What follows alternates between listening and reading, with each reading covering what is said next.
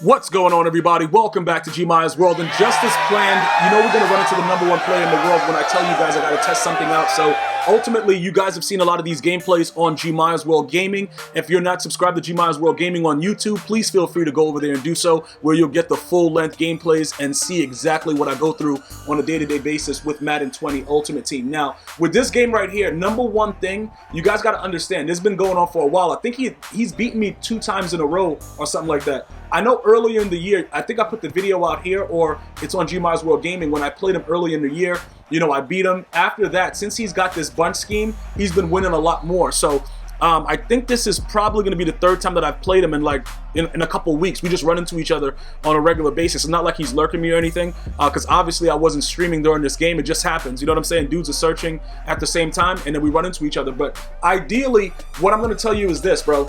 You have to be able to stop this dude's bunch. Like, this dude's bunch is wild. And a lot of you guys talking about, yo, I stay in 3-4, yo, I do this. Listen, I don't stay in 3-4 when I'm dealing with like shotgun plays or any kind of, you know, plays where I know somebody's going to be passing. That's just not what I do. If you're comfortable with the 3-4 and you spread your, your linebackers out and you blitz them straight down, more than likely in certain cases, they'll come straight in. But just understand this.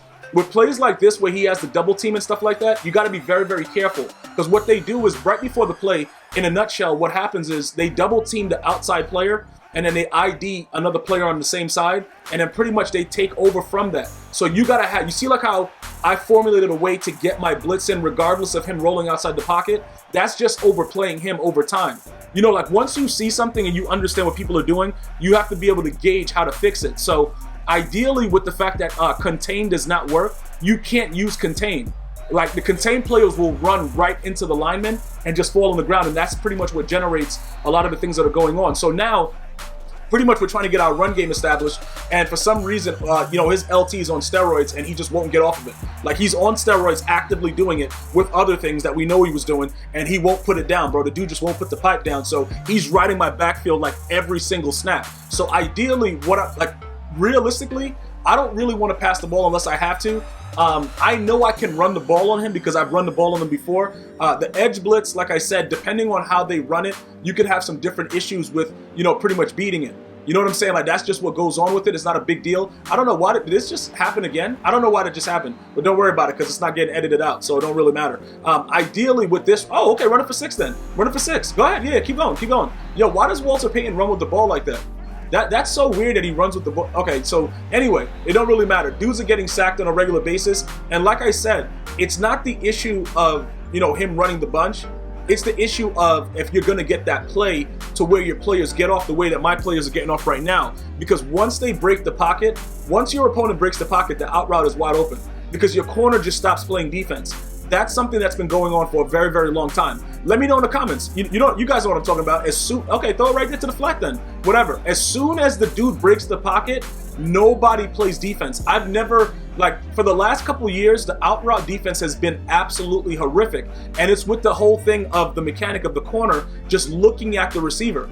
Like, they literally just look at the receiver. Right there, he blocked everybody and then he got outside the pocket. Once you see him motion that guy and he's blocking, you got to take the other guy that's on the out route. Like, you have to literally take him. You can't let him just do whatever he wants. You know what I'm saying? Like, with the way that the game works, once you see that the dude is sending out 2 routes, your blitz, for the most part, won't get in. So you know that he's looking for the out route. I should have ran with the out route. I just didn't play it right. Right here, you can see that I'm using a 3-4 variation on the bunch. You see like how LT screams off the edge immediately?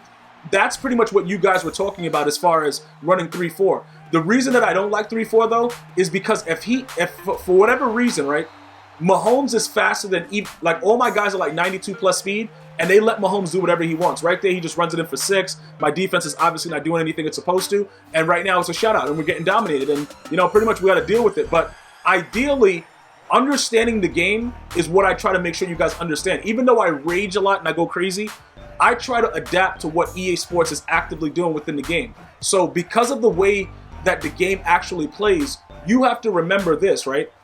Regardless of what your opponent is doing, even if he makes a mistake, in certain cases in Madden 20, he's going to still get success. That is the part you have to understand. So with the run play he just did, I knew what he was doing.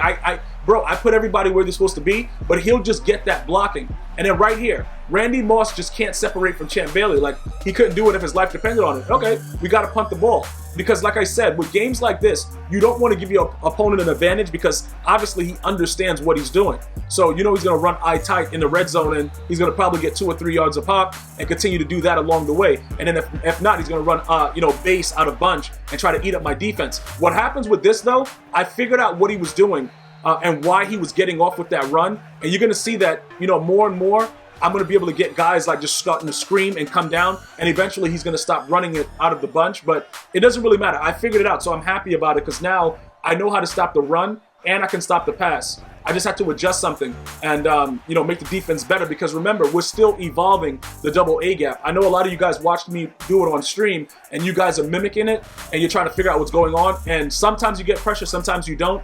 It's because you have to manipulate all the angles of everybody. Not just the linebackers, the D linemen and everything. Look at this read right here that he does. Look at this read. Look at my guy. I click on for a pick and he just stands there. You know, those type of plays, you know, like I said, regardless of what's going on, because was that fluky? Yeah, but it's a lot of stuff that goes on with the game. I'm so over it. I don't even care that that happened. Like I'm going to be honest with you guys. I didn't even rage about that. I actually expected that to happen. But again, we all get fluke in Madden, so that's not what I'm raging about. What I'm raging about is the mechanics of the game and why. Like, pick that, run it for 6-2, do whatever you want, let's go. And like I told you guys from the previous video, Rod Woodson is gonna play safety now. Like, bruh, he is the strong safety. He's playing safety. Dude is OP. He definitely knows what he's doing. That should have went for 6, by the way. That should have definitely went for 6. I don't know. Bo was just off his game. He was really off his game right here. You know what I'm saying? Like, I think if I didn't go for that juke and I just went inside and just kept going, I probably would have got the touchdown. But because I have abilities and I went for, like, you know, the evasive juke, I kind of went into it. You know, but typically what happens is I usually can get around it and go for 6. It's a lot of broken runs that I could have taken in this game. You'll see some more coming up soon. But ideally, it's about defense. You know what your opponent wants to do. It's like a lot of you guys come here and you complain, oh, bro, yo, you run the ball every play. He's stopping it. You know what I'm saying? Because he really wants to win games in Madden 20, so he's going to stop my run. Stop it. You think I'm the only person that runs the ball every snap? Somebody just won 100K. Volterax just won 100K running the ball every snap. It don't matter. Can you stop it? Right there. Yo, hit stick me next time. Make sure I fumble too. Like, why are you running like that? Okay, look at Randy Moss again. He just cannot do anything right, bro. And it's said accurate, and the pass still wasn't where it's supposed to be. Ideally, nobody can defend Randy Moss one-on-one in this game. You know what I'm saying? I'm just letting you guys know that straight up. You cannot defend Randy Moss in this game. So I don't even know why that was even going on right there. Like, the way Champ Bailey is just straight, yo, he's just straight mauling him. Now, here we go right here. You see what I'm saying about the run? I figured out what I had to do with the blitz angles for my players to stop the run and the pass. So right here, he's doing the same thing. He's sending out 2 routes. He runs up the middle. Everybody's having a good time. You know what I'm saying? I'm about to go walk on Sesame Street. Like, what is going on right now? Dude, okay, look at this idiot. Look at LT. Look at LT, bruh.